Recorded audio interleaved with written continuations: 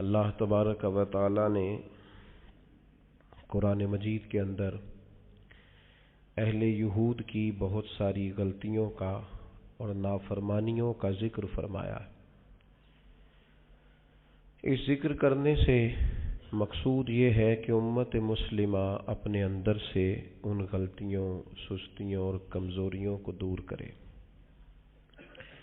کسی بھی قوم کا تذکرہ قرآن مجید نے جب بھی فرمایا ہے عبرت کے لیے فرمایا ہے۔ جو قومیں تباہ کر دی گئیں، صفحہ ہستی سے مٹا دی گئیں، کون سے جرائم تھے، کون سی ان کی خطائیں تھیں، کیا سبب بنا جس کی وجہ سے انہیں اتنے سخت قسم کی سزاؤں کا سامنا کرنا پڑا، اور نتیجتاً ان لوگوں کا نام و نشان اور ان کی بستیاں تک صفحہ دہر سے ختم ہو گئیں۔ ہمیں ان چیزوں کو اپنے اندر سے دور کرنا ہے اور اپنے سے ان چیزوں کو ہمیشہ دور ہی رکھنا ہے۔ ایک بہت بڑا مسئلہ بنی اسرائیل کے اندر یہ تھا کہ وہ حق بات نہیں کہتے تھے۔ ہوتا یہ ہے کہ جب انسان حق بات بیان کرتا ہے تو کچھ لوگ اس کے مخالف ہو جاتے ہیں۔ آپ کسی شخص کے ساتھ اتنی دیر تک پوری محبت رکھ پاتے ہیں جب آپ اس کی ہر بات میں اس کی تائید کرتے ہیں۔ جہاں آپ کسی کو روکتے ہیں، منع کرتے ہیں، اظہار حق کرتے ہیں، وہاں وہ شخص مخالفت شروع کر دیتا ہے۔ کبھی بھی ایسا نہیں ہوتا کہ کسی شخص کو آپ نے کسی کام سے روکا ہو اور بڑی جلدی وہ رک گیا ہو، وہ اسے کڑوی گولی محسوس کرتا ہے۔ دو حکم ہیں شریعت اسلامیہ میں مسلمانوں کے لیے، ایک یہ ہے کہ تأمرون بالمعروف، نیکی کا حکم دو، اور ایک یہ ہے کہ وتنہون عن المنکر، برائی سے منع کرو۔ نیکی کا حکم دینا تو آسان کام ہے، خیر کی بات بتانا آسان ہے، لیکن برائی سے روکنا، کسی کو یہ کہنا کہ یار تو یہ کام ٹھیک نہیں ہے، غلط ہے، یہ بات کہنا، یہ بڑا مشکل کام ہے۔ ہم کیا کرتے ہیں، ہمیں پوری خبر ہوتی ہے، پورا علم ہوتا ہے کہ یہ آدمی برائی میں مبتلا ہے، اور کوئی ایسی بات نہیں، کوئی مشکل کام نہیں اسے روکنا، صرف اس لیے کہ میرا مخالف ہو جائے گا، میرے بارے میں اپنے دل میں بوجھ پیدا کر لے گا۔ اس ایک چھوٹی سی لالچ کے لیے ہم اتنا بڑا کام چھوڑ دیتے ہیں جس کی وجہ سے اللہ نے امت کو فضیلت والا بنایا۔ اور بعض ایسے لوگ بھی میں نے دیکھے ہیں کہ جن کے بالکل وہ شخص ماتحت ہوتا ہے، ان کا فرما بردار ہوتا ہے، انہیں اپنا بڑا جانتا ہے، اگر وہ انہیں روکیں گے تو وہ بندہ آسانی سے رک جائے گا۔ وہ شاگرد ہے، مرید ہے، بیٹا ہے، ارادت مند ہے، محبت کرتا ہے، آپ اسے کسی بات سے منع کریں گے وہ غصہ بھی نہیں کرے گا، وہ رک جائے گا۔ لیکن وہ جو تھوڑی دیر کے لیے ہمیں محسوس ہوتا ہے نا کہ ہم نے تو زندگی کو مرتب اس طرح کیا ہے کہ بس جی میں وقت گزارنا ہے، اچھا کہہ کے ٹائم گزارنا ہے، اس کا نتیجہ یہ نکلا ہے کہ معاشرے کے اندر کمزوریاں بڑھ گئی ہیں، غلطیاں بڑھ گئیں۔ آپ کسی کو منصب دے دیں وہ خوش ہوتا ہے، لیکن کسی جگہ سے اسے کہیں کہ تو نے پچھلی صفوں میں رہنا ہے، وہ پریشان ہو جاتا ہے۔ خدا کے بندے، جہاں تیرے اندر کمزوری ہے اس کو اگر تو محسوس کرے گا تو تیرے لیے بڑا فائدہ ہو جائے گا اپنی اصلاح کا، تربیت کا۔ جس کو جہاں روک سکتے ہیں اسے وہاں ضرور روکیں۔ آپ کو پتہ ہے ہمارے بچوں میں غلطیاں زیادہ کیوں بڑھ جاتی ہیں؟ جو وقت تھا نا انہیں منع کرنے کا، اس وقت ہم نے انہیں منع نہیں کیا۔ جو ٹائم تھا انہیں ٹوکنے کا، اس وقت ہم نے انہیں ٹوکا نہیں۔ جو وقت تھا انہیں سمجھانے کا، اس وقت ہم نے انہیں سمجھایا نہیں۔ پھر ایسا وقت آتا ہے کہ وہ غلطیاں پک جاتی ہیں، مزاج کے ساتھ منسلک ہو جاتی ہیں۔ پھر ہم چاہتے ہیں کہ بچوں میں وہ تبدیلی آئے، لیکن اس کے ساتھ بڑا ظلم ہوا، وہ بیچارہ پریشان ہو گیا۔ آپ کوئی جملہ غلط پکا لیتے ہیں نا پڑھتے پڑھتے تو وہ پک جاتا ہے، ٹھیک کرانا بھی چاہیں بعد میں تو ایک وقت آتا ہے وہ ٹھیک نہیں ہوتا، لیکن اگر وقت پہ اسے ٹھیک کر دیا جاتا تو وہ ٹھیک رہتا۔ اپنوں کے ساتھ پیار کریں، اپنوں کے ساتھ محبت کریں، اپنوں کے ساتھ آپ کا رشتہ خلوص والا ہو۔ آپ دیکھیں وہ کہاں غلطی کر رہے ہیں، وقت پر ان کا ہاتھ پکڑیں۔ فصل کے ساتھ جڑی بوٹی اگ گئے تو میرے بھائی جڑی بوٹی کاٹنا بھی لاڈ ہی ہوتا ہے، وہ بھی فصل کے ساتھ پیار ہی ہوتا ہے۔ بچوں میں، شاگردوں میں، مریدوں میں، بھائیوں میں، دوستوں میں غلطیاں آ جائیں تو ان غلطیوں کو دور کرنا یہ محبت ہے۔ آپ اپنے دوستوں کو منع کریں گے تھوڑی دیر کے لیے، یہی ہے نا کہ وہ آپ کو کہیں گے کہ یار جا تو اپنا کام کر، تو یہ تانا آپ نے کس کے لیے سہا؟ تھوڑی دیر کے لیے وہ آپ کو برا ہی کہیں گے، تو یہ آپ نے جو اپنے اوپر اس شخص کی طرف سے آپ نے تھوڑی دیر کے لیے شدت برداشت کی، تو کس کے لیے برداشت کی؟ آپ خیر کی بات کہیں، آپ اچھائی کا جملہ کہیں، آپ لوگوں کو برائی سے منع کریں۔ آپ کہیں ان سے کہ یہاں شہید ہو گئے حضرت سعید ابن مسیب جیسے لوگ، لیکن حجاج ظالم تھا تو انہوں نے ظالم کہا۔ بڑی مار کھائی امام احمد بن حنبل نے، ان کا پورا کرتا اور ان کا پورا لباس اور تہمت خون سے سارا بھر گیا، لیکن انہوں نے بادشاہ وقت کو کہا جو تو کہہ رہا ہے وہ ٹھیک نہیں ہے، تو غلط کہہ رہا ہے۔ جنازے نکلے علماء اور محدثین کے جیلوں سے، لیکن انہوں نے کہا حق حق ہی ہوتا ہے، خیر خیر ہی ہوتی ہے۔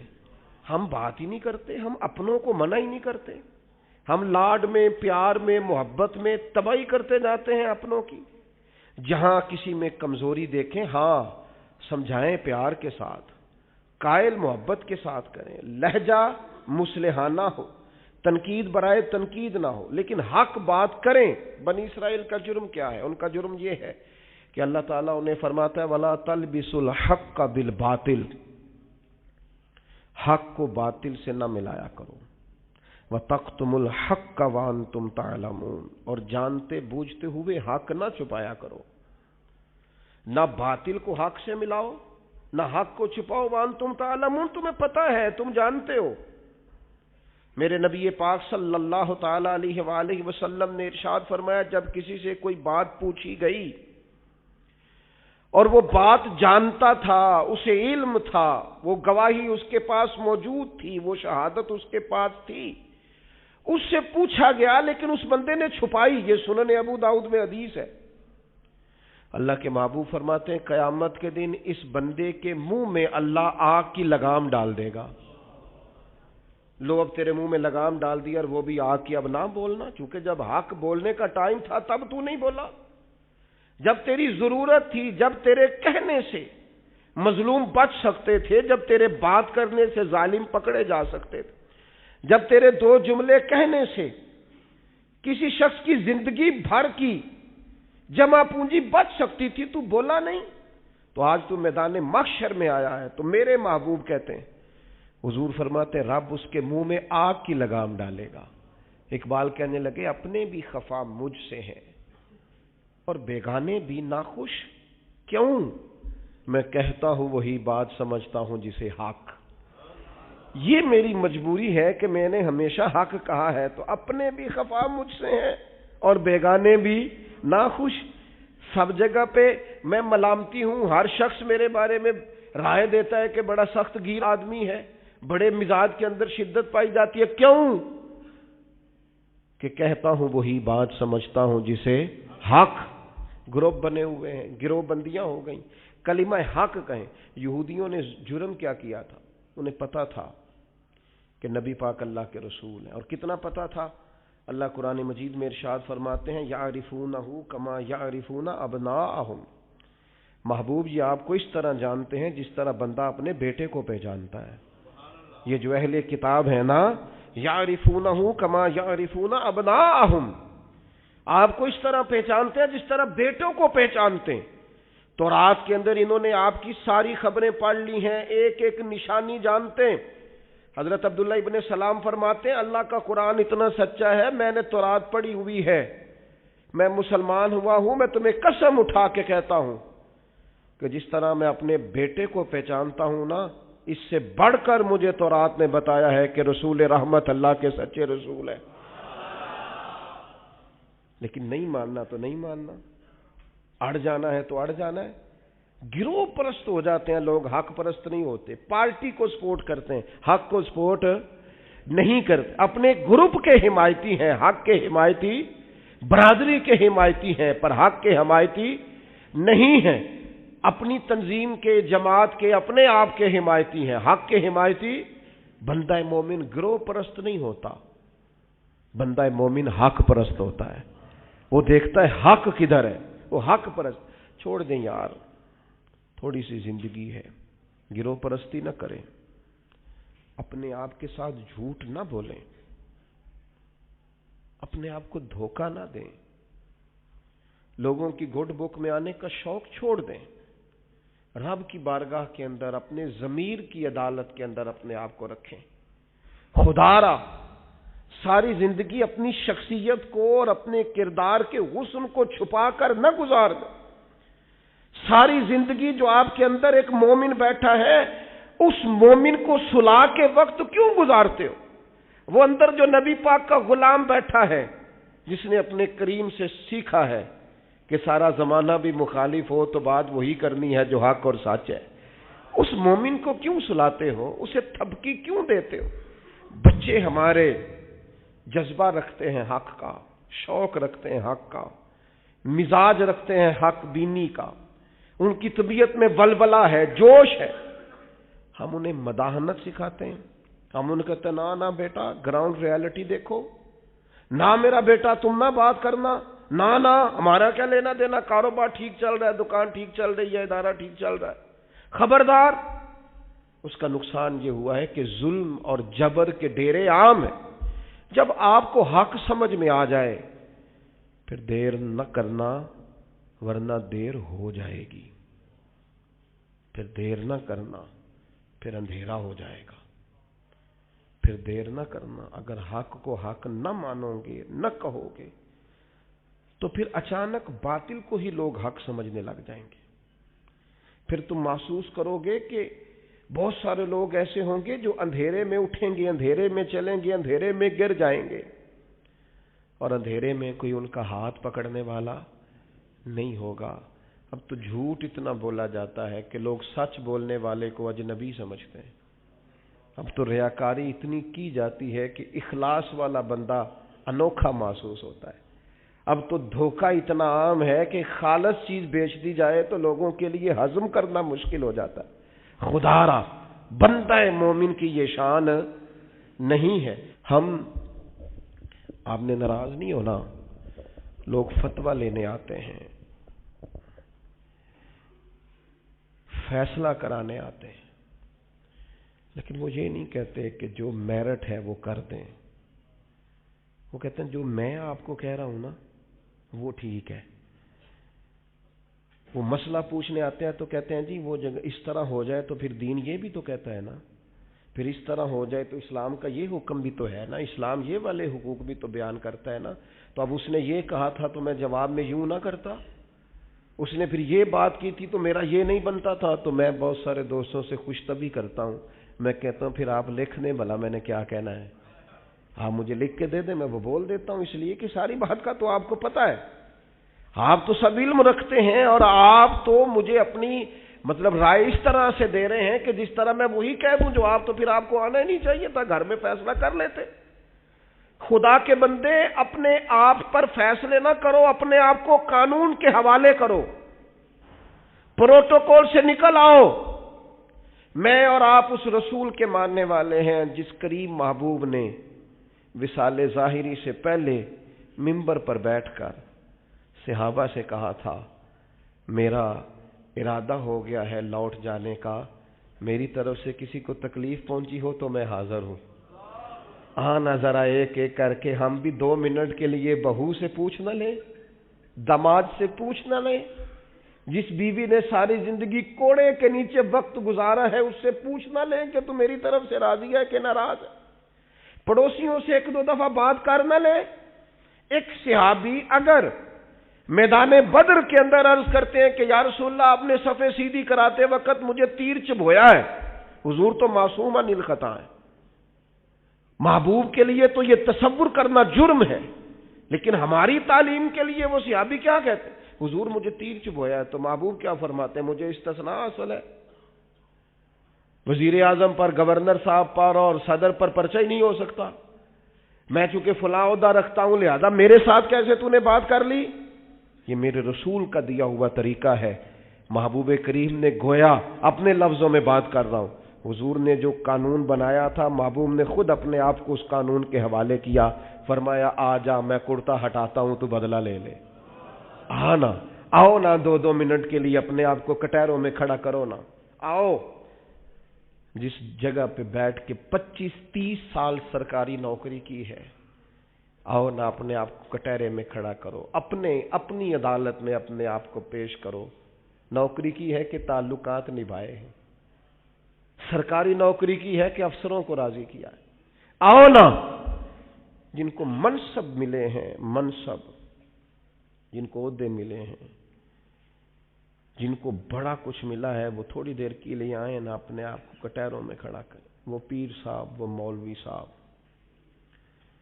جن کے لوگوں نے ہاتھ بھی چومے اور ان کے پیروں میں نذرانے بھی ڈالے، اور گھنٹوں لوگوں نے سڑکوں پہ پھول لے کے جن کا استقبال بھی کیا، اور جن کے بچوں کو بھی لوگوں نے سلوٹ کیا کہ یہ شیخ کی اولاد ہے، وہ آئے نا کبھی کٹہرے میں کھڑے ہو کے بتائیں نا جس دین نے انہیں اتنا دیا ہے انہوں نے اس دین کو کیا دیا ہے۔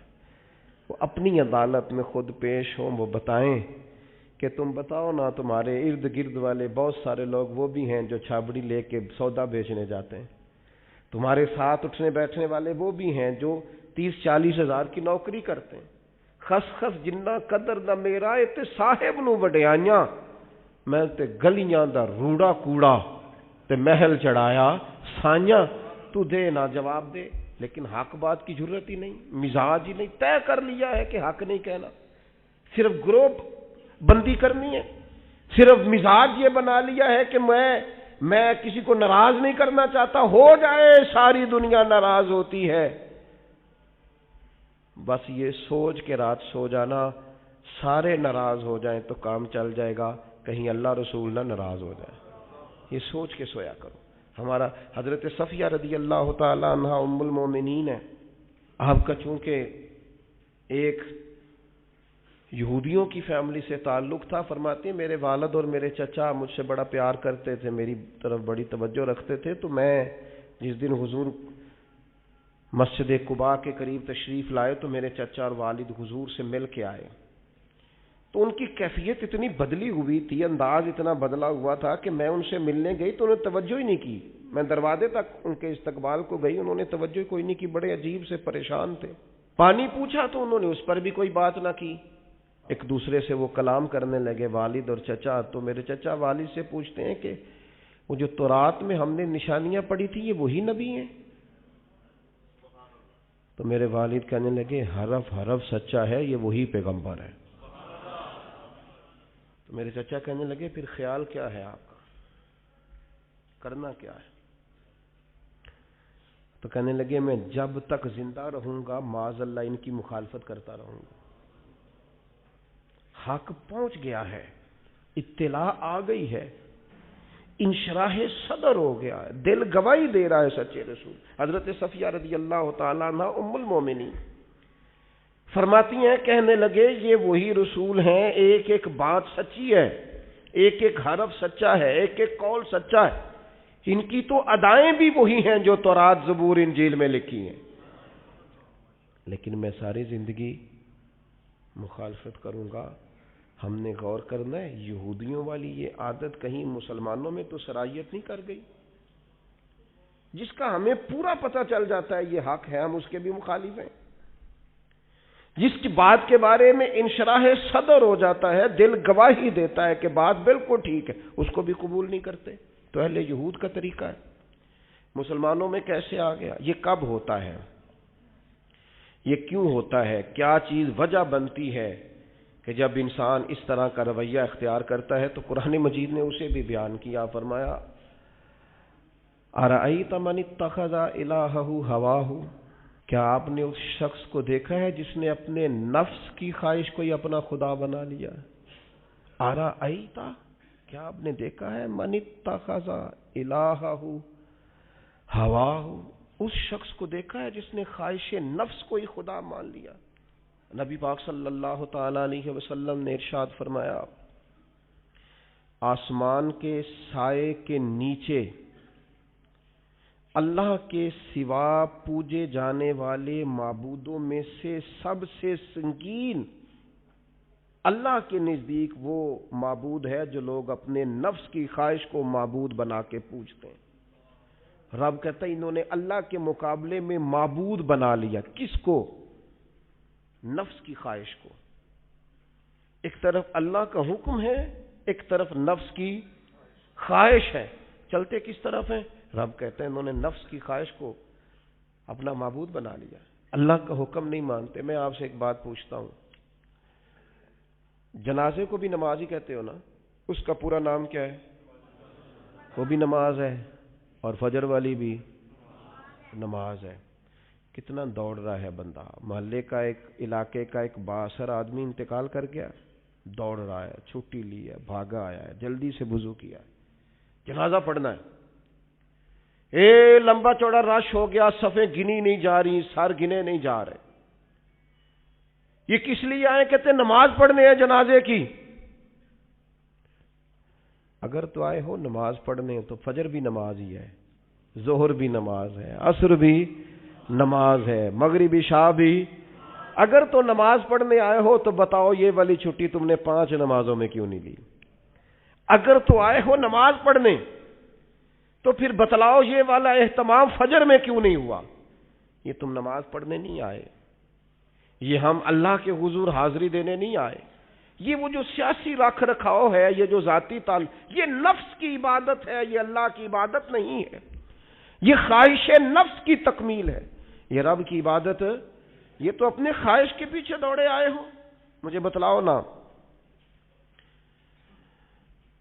وہ ایک شاعر تھے، انہوں نے بات تو بڑی غلط کی، لیکن چلو بعض اوقات نصیحت کے لیے کچھ باتوں کو دہرا دینا چاہیے۔ پاکستان کے ایک معروف شاعر تھے، ان سے کسی نے کہا کہ آپ مسلمان ہیں؟ کہنے لگا آدھا مسلمان ہوں آدھا کافر ہوں۔ اور کس طرح؟ کہنے لگا اسلام کے اندر خنزیر بھی حرام ہے اور شراب بھی حرام ہے، لیکن میں خنزیر نہیں کھاتا، شراب پی لیتا ہوں، معاذ اللہ ثم معاذ۔ کہنے لگا خنزیر سے مجھے نفرت ہے، شراب میں چھپ کے کئی کونے میں جا کے پیتا ہوں، تو آدھا مسلمان ہوا نا۔ کہ اگر تو میں دین کا حکم سمجھ کے نفرت کروں تو پھر جتنی خنزیر سے کروں اتنی شراب سے بھی کروں۔ تو کسی نے اس پر تنقید کرنی چاہی تو اس نے کہا ٹھہر جا ذرا سن، جس طرح شراب حرام ہے، جس طرح جوا حرام ہے، جس طرح خنزیر حرام ہے، ملاوٹ بھی تو اسی طرح ہی حرام ہے، حرام مال بھی تو اسی طرح ہی حرام ہے۔ یہ کیسی تمہارے نفس کی خواہش ہے کہ خنزیر نہیں کھاتے؟ کہتے ہیں کہ کسی علاقے میں ایک آفیسر تھا، تو وہ سب حرام مال اکٹھا کرتا تھا، تو کوئی کسی کی ضرورت ہی نہیں تھی اس سے بات کرنے کی۔ تو ایک بوڑھی اماں تھی، وہ بڑی حق بات کہنے کا مزاج رکھتی تھی، تو ان کی مرغی مر گئی، تو اس کے گلے پہ چھری چلا کے نا تو اس آفیسر کے گھر دے آئیں دیسی مرغی۔ تو وہ شام کو شکریہ ادا کرنے آ گیا، کہنے لگا اماں کمال کر دیا، دیسی مرغی تو کوئی کسی کو دیتا ہی نہیں۔ کہنے لگے بیٹے نہیں، کمال والی بات نہیں، مر گئی تھی۔ تو وہ ناراض ہو گیا، کہنے لگا مر گئی تھی تو میرے گھر کیوں دے دی؟ کہنے لگی سارا محلہ جانتا ہے تو سارا حرام کھاتا ہے۔ تو میں نے کہا یہ کروڑوں حرام کھا گیا تو کوئی مشکل نہیں، تو ایک مرغی سے کیا تکلیف دے گی؟ تو اللہ نے اس کے دل میں بات ڈالی، اس کو اثر ہوا، وہ رونے لگا، کہنے لگا بات تو ٹھیک کر رہی ہے، کروڑوں روپیہ حرام کا آئے تو وہ چونکہ نفس پسند کر رہا ہے تو وہ ٹھیک ہے، اور ایک مرغی صرف چھری نہیں چل سکی، مر گئی، تو اس سے الٹی آ رہی ہے، کہہ رہی ہے کیا مطلب ہے اس کا؟ وہ ہمارے ایک دوست ہیں، وہ کہتے ہیں ہمارے زمانے میں لوگ اس طرح کے پرہیزگار ہیں کہ ایک شخص کو ایک نیا جوتا مل گیا کہیں گرا ہوا، اس نے اس کا مالک ڈھونڈنا شروع کیا، کسی کا نیا جوتا گر گیا سڑک پہ تو ڈھونڈتا رہا، ایک پیر تھا، ڈھونڈتا رہا، وہ کس کا ہے بھائی کس کا ہے؟ تھوڑی دیر آگے جا کے اسے اس کا دوسرا پیر بھی مل گیا، پھر اس نے مالک ڈھونڈنا چھوڑ دیا۔ پہلے وہ نیک تھا کیونکہ ایک جوتا تھا نا، پہن نہیں سکتا تھا، جیسے ہی اسے اتنی تکلیف کی بات ہے امت مسلمہ میں، نفس کی خواہش کو خدا بنا لیا، جو تیری طبیعت میں آئے۔ ویسے ماں باپ کو تو وقت نہیں دے سکا، ویسے اگر تجھے کہا جائے کہ ماں باپ کی طرف سے کسی یتیم بچے کا خرچہ اٹھا لے، وہ تو نہیں اٹھا سکتا۔ تیرے ماں باپ چلے گئے، ان کی وجہ سے تو کسی غریب بہن بھائی سے تعاون کر تاکہ ماں باپ خوش ہوں، ایصال ثواب، وہ تو نہیں کر سکتا۔ دیکھیں چیلم پہ 50 پکیں گی، جو کہ پتہ چلے نا برادری کو کہ جناب نے چیلم کیا۔ یہ نفس کی خواہش کو خدا بنا لی۔ سیاسی افطاریاں ہو رہی ہیں، کسی کی نیت پر شک نہیں، اچھی نیت سے لوگ افطاری کراتے ہوں گے، لیکن وہ گھروں کا بھی تو ہمیں پتہ ہے نا کہ جہاں لوگ آٹا بھی اس لیے تھوڑا پکاتے ہیں کہ کل بھی اس کی ضرورت ہے۔ وہ محلے کے گھر نظر نہیں آتے؟ افطاری کے لیے ایک سجن بلایا جو پہلے کروڑ پتی، اور بلایا کہاں سے؟ لاہور سے، اسلام آباد سے، فیصل آباد سے، تو جو تیرے ارد گرد تھے۔ نفس کی خواہش کو خدا بنا لیا۔ بندہ مومن کی یہ شان نہیں ہے۔ جب ہم اللہ تعالی کی عبادت کریں گے، آپ کو پتہ ہے انبیاء کرام علیہم السلام کو لوگوں نے کیوں شہید کر دیا؟ انبیاء کرام کی لوگوں نے کیوں نافرمانی کی؟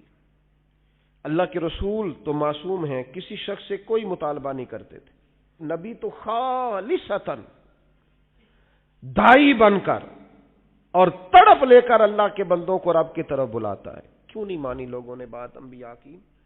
حضرت لوط علیہ السلام کی بات اس لیے نہیں مانی کہ وہ ہم جنس پرستی سے، لواطت سے روکتے تھے۔ کیوں لوگوں نے نافرمانی کی حضرت ابراہیم علیہ السلام کی کہ وہ کفر اور شرک سے روکتے تھے؟ کیوں لوگوں نے نافرمانی کی معاذ اللہ نبی پاک علیہ السلام کی کہ حضور فرماتے تھے کوئی بڑا چھوٹا نہیں؟ کیوں سردار بنے ہوئے ہو تم؟ کیوں غریبوں کا خون چوستے ہو؟ کیوں برادری ازم کے نام پر تکبر کرتے ہو؟ لوگ نافرمان ہو گئے۔ ہم کیا کرتے ہیں؟ جیسے ہی ہمارے نفس کی خواہش کو چوٹ لگتی ہے، ہم فوری طور پر مخالف ہو جاتے ہیں۔ میں نے تو چونکہ چھوٹا سا میرا تجربہ ہے، بہت ساری باتیں تو میں کرنا بھی نہیں چاہتا، میں نے تو دیکھا ہے مرید، شاگرد، عقیدت مند، پیار کرنے والا، اس نے بھی ایک دائرہ بنایا ہوا ہے۔ وہ کہتا ہے کہ مجھے حکم تو دیا جائے، کسی چیز سے روکا نہ جائے۔ اگر کسی جگہ سے آپ نے کسی کو مرشد ہی مان لیا ہے تو پھر تو وہ آپ کو ایسا حکم بھی دے جو بالکل طبیعت کے خلاف ہے، تو آپ یہ سمجھیں دوائی کڑوی ہے، اس میں شفا جلدی ہوگی، لیکن اس بات کے لیے تیار نہیں ہے۔ وہ ایک مزاج ہے، ایک مرضی کی طبیعت ہے، اس کے مطابق آپ دیکھیے نا، قرآن مجید ارشاد فرماتا ہے کہ یہ جو تھے نا قریش مکہ، یہ حاجیوں کو پانی پلاتے تھے، کعبے کے متولی تھے، ساری باتیں مانتے تھے، لیکن کلمہ پڑھنے کو تیار نہیں تھے۔ اللہ کریم نے قرآن مجید میں فرمایا تم نے حاجیوں کو پانی پلانا اور کعبے کی خدمت کرنا اس کے برابر سمجھ لیا ہے کہ یہ کہا جائے کہ میں اللہ اور آخرت پر ایمان لایا، اور تمہیں یہ پانی پلانا بھی تب بھی نفع دے گا جب اللہ اور اس کے رسول کو مانو گے۔ لیکن وہ اپنی مرضی کا مزاج ہے نا جی، اپنی مرضی کی طبیعت ہے۔ اپنی زندگی کے اندر کچھ چیزوں پر توجہ کریں۔ نبی پاک علیہ السلام نے فرمایا جنت اللہ تعالیٰ نے مشکلات سے ڈھانپ دی ہے، دوزخ کو اللہ نے خواہشات سے ڈھانپا ہے۔ اپنی زندگی میں اپنی خواہشات پر توجہ دیں۔ حضور علیہ السلام نے پناہ مانگی ہے، اے اللہ میں نہ ختم ہونے والی خواہش سے تیری پناہ مانگتا ہوں۔ اپنی خواہشات پر، یہ جو ہم پیری مریدی کرتے ہیں نا، یہ جو بیعت کا سلسلہ ہوتا ہے، اس میں سب سے پہلا طریقت کا حکم یہ ہے کہ مرشد آپ کو وہ حکم دے گا جو آپ کی مرضی کے خلاف، اور اگر آپ اسے صحیح کر کے قبول کریں گے نا، دیکھیں بندہ اللہ کا بندہ کب بنتا ہے؟ اللہ کا بندہ تب بنتا ہے جتنا مزہ اسے نیند میں آتا ہے نا، اگر اتنا ہی مزہ اسے فجر کے وقت نیند چھوڑنے کا ہے نا، پھر وہ رب کا بندہ ہے۔ اتنے مزے سے ہی وہ اٹھے، جتنا مزہ اسے روٹی کھانے کا آتا ہے نا، اتنا ہی مزہ اسے رمضان میں روزہ رکھنے کا ہے، پھر وہ اللہ کا حقیقی فرما بردار۔ جتنا لطف اس شخص کو اللہ تبارک و تعالیٰ کی دی ہوئی نعمتوں کو استعمال کرنے کا آتا ہے نا، اتنا ہی مزہ اسے اگر اللہ کی بارگاہ میں مجاہدے کا آئے، پھر وہ رب کا بندہ ہے۔ تو اپنے مزاج کے اندر حق کہنے کا حوصلہ پیدا کریں، آپ کے دائیں بائیں جو لوگ غلطیاں کریں انہیں محبت سے سمجھانے کی کوشش کریں، اور کچھ تھوڑا سا نا نفس کی مخالفت کا، جو آپ کی طبیعت میں چاہے وہ ہو جائے تو مزہ کیا رہا۔ ایک بات آپ نے آج کے جمعے سے بطور سبق لے کے جانی ہے، نفس کی تھوڑی مخالفت کریں، چھوڑ دیں اندر باہر لڑنا، اپنے آپ سے لڑنا شروع کریں، اپنے آپ سے تھوڑا سا جہاد شروع کریں۔ ہمارا سب سے زیادہ مسئلہ اپنے ساتھ ہے، ہمیں کسی نے پریشان نہیں کیا، صرف ہماری اپنی خواہشات نے پریشان کیا ہو۔ آپ خواہشات سے تھوڑا سا لڑیں، ایک ایک دو دو کر کے خواہشات کو چھوڑیں، آپ خود محسوس کریں کہ زندگی حسین ہو گئی ہے۔ میرے ایک سنگی ہیں، کوئی اختلاف ہو گیا ان کا گھر کے اندر، تو میں نے بلایا، میں نے کہا کیا ہوا ہے؟ تو انہیں پہلے سٹے آکھیا، انہوں نے کہا حضور ساری غلطی میری ہے، بڑی کوشش کرنا پر میرا اپنے آپ تے کنٹرول ہے۔ میرا دل خوش ہو گیا، ورنہ اج کل ساری غلطی میری ہے، یہ تے سوال ہی نہیں نہ پیدا ہوتا، میں تے غلطی کراں، یہ کتے لکھا ہے؟ میں ہی تے نہیں کرتا، باقی ساری دنیا کر دی۔ یہ چھوڑ دیں، یہ بہت بڑی بات ہے کہ انسان تھوڑا سا دو قدم پیچھے ہٹ کے کہ نہیں، غلطی تو ساری ڈھونڈتا پھرتا ہوں۔ اے اقبال میں اپنے آپ کو ڈھونڈتا پھرتا ہوں، اے اقبال اپنے ڈھونڈتا پھرتا ہوں، اے اقبال اپنے آپ کو، آپ ہی گویا مسافر، آپ ہی منزل ہوں میں، وما علینا الا البلاغ۔